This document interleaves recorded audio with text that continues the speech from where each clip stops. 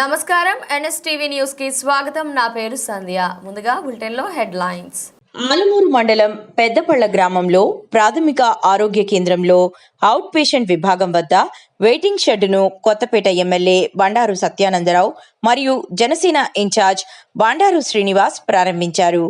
ONGC నిధుల నుంచి 10 లక్షల రూపాయలు మరియు మండల పరిషత్ నిధుల నుంచి 2 లక్షల రూపాయలతో ఈ షెడ్డు నిర్మాణం చేసినట్టు ఎమ్మెల్యే తెలిపారు.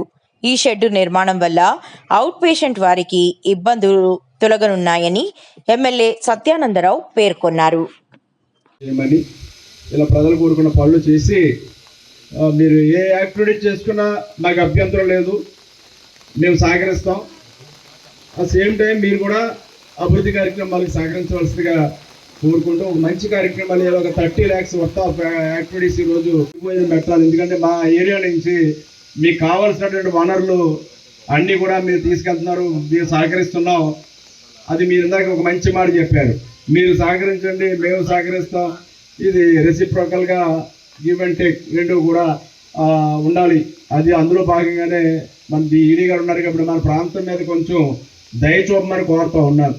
ఈ మండల ప్రజలకు ఉపయోగపడే పనులు అన్నీ మంజూరు చేయించమని, ఇది పెద్ద ఎత్తున నిధులు మీకు అవకాశం ఉన్నంత మేర మీరు కూడా సపోర్ట్ చేసి ఈ ప్రాంత ప్రజల యొక్క అవసరాలు తీర్చుకొని కొన్ని రిప్రజెంటేషన్లు ఆ రోజున ఇంచుమించుగా ఒక 70-80 కోట్లకి కొన్ని రిప్రజెంటేషన్లు కూడా ఇవ్వడం జరిగింది.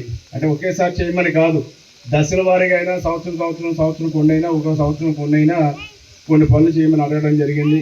అది మా సర్పంచ్ గారు ఇక్కడ పినపల్లి సర్పంచ్ గారు అడిగారు.